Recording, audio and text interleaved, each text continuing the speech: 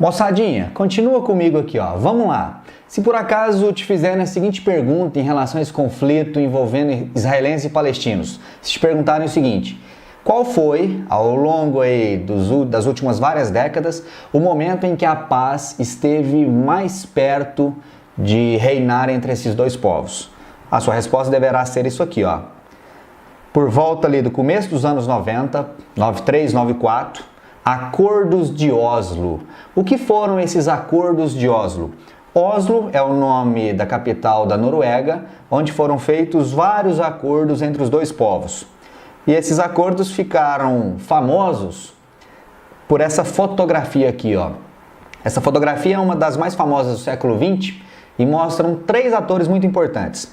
Ao centro da foto, o ex-presidente americano Bill Clinton, que na época foi o principal responsável pela intermediação das negociações envolvendo palestinos e israelenses. À direita aqui da imagem, Yasser Arafat. Quem foi Yasser Arafat? Arafat foi a principal liderança que os palestinos tiveram durante o século XX. Eu arrisco a dizer, inclusive, foi a maior liderança dos palestinos desde Maomé, lá no século VII depois de Cristo. E à esquerda da fotografia, Yitzhak Rabin, o então primeiro-ministro de Israel. O que ficou definido nessa série de reuniões que envolveram os acordos de Oslo? Ficou definido que Israel cederia parte de seu território aos palestinos. Quais seriam os territórios cedidos por Israel aos palestinos? Israel cederia a Cisjordânia e cederia a faixa de Gaza. Dois dos territórios que lá em 47 a ONU já havia proposto para que servissem para a criação de um país para os palestinos, isso mesmo, e que Israel tomou na Guerra dos Seis Dias em 67. Lembra disso? Tratamos disso na aula anterior. E por que esses acordos fracassaram? Eles fracassaram porque o primeiro-ministro de Israel, Yitzhak Rabin, alguns meses depois de assinado esse acordo, ele foi assassinado. O primeiro-ministro de Israel, o judeu, foi assassinado. E aí o mais interessante é que quem o matou?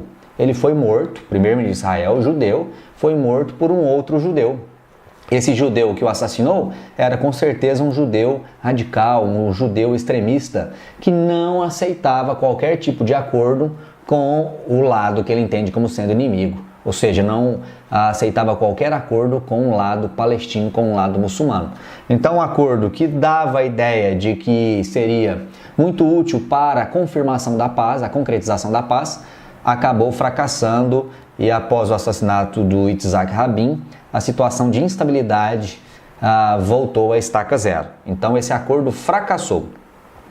Além disso, lembrar de outra questão envolvendo fatos mais recentes. Em 2005, Israel, depois de muita pressão internacional, decidiu ceder a faixa de Gaza, aquele pequeno território tomado do Egito em 67, cedeu a faixa de Gaza para o controle dos palestinos. E desde 2007, a faixa de Gaza é administrada pelo Hamas. Quem é o Hamas? Hamas é um grupo que os palestinos consideram como sendo um grupo político, uma organização política, mas que Israel e os Estados Unidos da América classificam como sendo um grupo terrorista. Independentemente do que um ou outro acha do Hamas, é o Hamas quem administra a faixa de Gaza, que, apesar de ser ocupada por palestinos, não é um território dos palestinos, oficialmente é território israelense desde 67, desde a Guerra dos Seis Dias. Outro fato importante, em 2012, a ONU reconheceu a existência do Estado palestino. Isso aqui é interessante porque o reconhecimento do Estado palestino se deu mesmo sem a existência de um território próprio.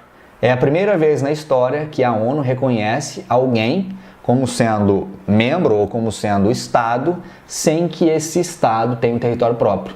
A ONU reconhece a chamada ANP, lembra dessa sigla? Autoridade Nacional Palestina, que é a organização política reconhecida pela ONU como sendo Estado. É um Estado sem território próprio. É por isso que não podemos falar que Israel, ou melhor, não podemos falar que os palestinos possuem país próprio. Não existe um país Palestina, porque falar de país pressupõe um território autônomo, independente, reconhecido mundialmente, e isso os palestinos ainda não possuem, apesar de já possuírem uma organização reconhecida como sendo o seu Estado, que é a ANP. A capital simbólica fica em Ramallah, que é uma cidade na Cisjordânia. Muito bem. Olha isso aqui, que eu acabei de falar, manchete da época, né? ONU reconhece Palestina como Estado observador não membro.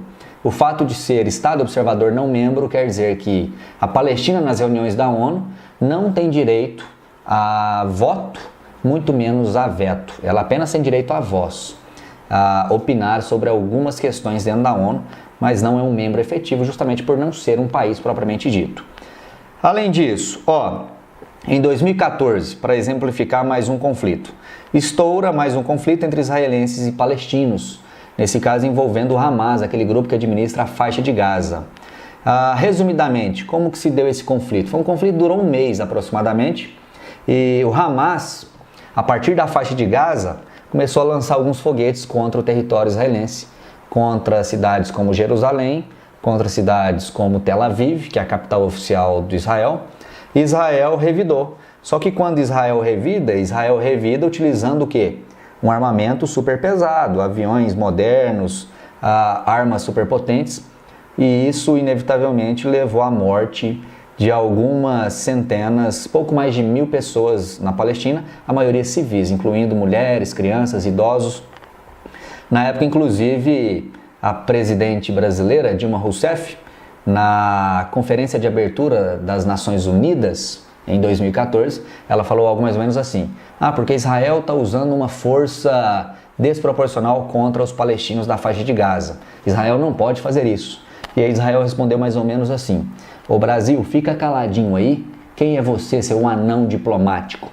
Fazendo uma referência à pouca relevância que o Brasil, nosso país, infelizmente possui na questão geopolítica internacional. O Brasil, do ponto de vista da influência internacional, é um país fraco. E, historicamente, sempre foi assim. Durante o governo Lula, o Brasil ameaçou crescer e expandir sua influência internacionalmente, mas desde o segundo governo Dilma Rousseff, e ainda mais agora com o presidente Temer, essa influência brasileira vem declinando significativamente. Ok? Aqui um resuminho para encerrarmos, caminhando para o fim aí já. Então olha o primeiro mapa. O primeiro mapa mostra o território israelense logo após a Primeira Guerra de Independência, em 48, quando Israel ampliou seu território. A Cisjordânia, que era para ser dos palestinos, ficou com a Jordânia, e a faixa de Gaza até então ficou sob controle egípcio. Em 67, a mais importante guerra entre os dois povos, quando Israel conquistou 4 territórios, lembra deles? Colinas de Golã tomou da Síria, Cisjordânia tomou da Jordânia, Gaza e Sinai tomou do Egito. Desses 4, um foi devolvido. Qual? A Península do Sinai, em 82, foi devolvida ao Egito. E essa é a situação atual. Israel é todo esse território identificado nessa cor, perto aqui de um laranja, de um bege. Cisjordânia oficialmente é de Israel, mas tem várias ocupações palestinas. Gaza também é um território israelense, ocupado somente por palestinos desde 2005. 2005, como eu te disse em instantes, Israel retirou todos os judeus da faixa de Gaza e desde então ela é ocupada apenas por palestinos governados pelo chamado Hamas. Tranquilo? Muito bem. Aqui algumas manchetes que ilustram toda a tensão desse conflito. Olha essa. Israel abre licitação para construir muro subterrâneo em torno de Gaza. Por que Israel tem essa preocupação em cercar a todo custo Gaza? Seja superficialmente, construindo muros, cercas, ou seja, como mostrado aqui, subterraneamente. O objetivo é impedir que chegue armamento em Gaza que possa eventualmente fortalecer o grupo que eles, israelenses, consideram como terrorista, que é o Hamas. Outra manchete interessante: Olimpíadas no Brasil em 2016. Olha essa manchete. Sem uniforme, palestinos aguardam a ajuda do Comitê Olímpico Internacional para poderem competir. Roupas ficaram presas na alfândega de Israel. O país tem 6 representantes. Na época, os palestinos acusaram os israelenses de boicote, de não permitirem a liberação dessas roupas para os atletas como uma forma de retaliação política, envolvendo todo esse drama, esse conflito dos dois povos. Aqui também, em relação às Olimpíadas, olha que interessante. Judoca do Egito se nega a apertar mão de rival israelense e é vaiado. Então, expondo aí um pouco das tensões entre egípcios, que são muçulmanos, e israelenses, que são judeus. Tranquilo? E aqui algo mais recente ainda, que confirma que a situação ainda é bastante tensa, bastante conflituosa na região. 3 palestinos morrem em conflito em Jerusalém Oriental. Confronto com forças de Israel deixou centenas de feridos. E olha a segunda. Palestinos entram em confronto com policiais israelenses após restrição no acesso a Jerusalém. Ou seja, meu povo, para resumirmos e terminarmos, você sabe quando que nessa região haverá paz? Quando haverá paz entre israelenses e palestinos? É nunca. Sabe por quê?